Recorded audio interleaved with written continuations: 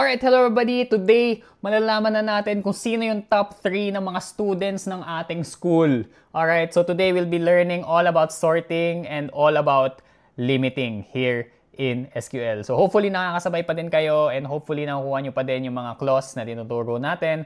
And let's get into it. Alright? So, meron na tayo ulit. Again, recap lang. We have the students table over here. We have 15 students overall. And we want to know, ito yung goal natin, kung sino yung top 3 na pinakamatalino, hindi naman pinakamatalino. Kasi alam mo, minsan may mga matatalino talaga dyan, pero hindi lang sila academically performing well. Pero grabe pag nakausap mo sila, di ba? Sobrang street smart.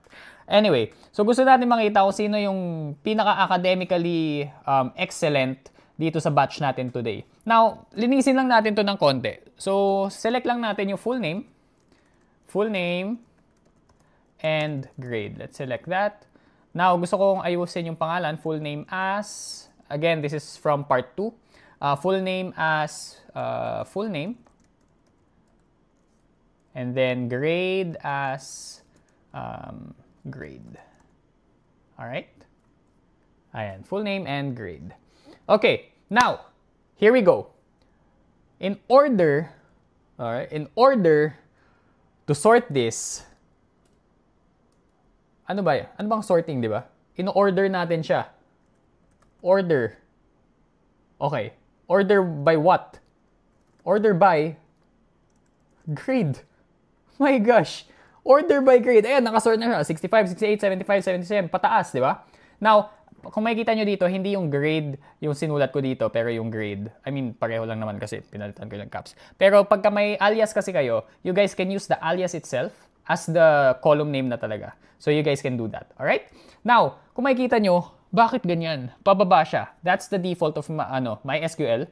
Now, what you can do is, gusto ko kasi highest yung nasa pinakataas eh. Pero from dito naman, makikita mo na. Okay, si Andrea, ang taas na ng grades mo. Sige, Anna, tsaka Julia. Okay, makikita mo na, 91, 92, 93. Sila na. Okay, pwede mo na makita from that eh. Pero gusto mo kasi sila yung nasa pinakataas.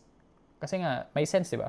So, ang gagawin mo lang, paano ba yun? Pag inisip mo, pag yung pinakamataas, yung nasa pinakataas, tapos yung pinakamababa, nasa pinakamababa, so, pababa, di ba? So, anong tawag doon? In sorting.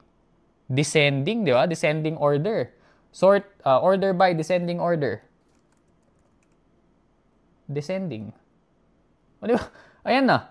O, let's say nakaganyan. Gusto mo ascending, pwede mo lang burahin, or ascending. O, di ba? Descending. Ascending. Brother man.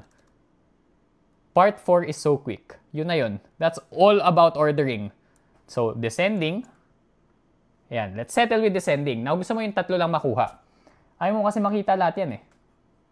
So, gusto natin i-limit lang by the first 3. Yun lang gusto natin. I-limit lang natin by the first 3. What are we gonna do?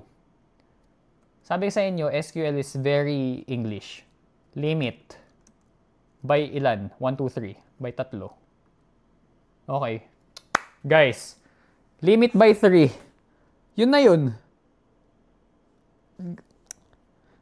Sinasabi ko sa inyo, ang bilis nyo lang matuto. Kaya nyo nga aralin tong buong series na to in 1 hour. Kaya kung ako sa inyo, yun na yung gagawin ko. Alright? So that's pretty much part 4. Ay, part 4 ba? Oh, part 4. And next one, matututo na tayo kung paano mag-add. Okay, paano mag-count? Balik tayo dito Paano mag-count? Gusto natin makita kung ano ba yung average ng lahat ng students. Gusto natin makita kung ilang students ba talaga meron. Or gusto din natin makita kung ano ba yung pinakamababang grade or pinakamababang grade or pinakamataas na grade. Pero ayaw natin i-sort. Madali na lang yan, guys. Madali na lang yan. So, yun yung matututunan natin sa episode 5. Alright? See you guys there!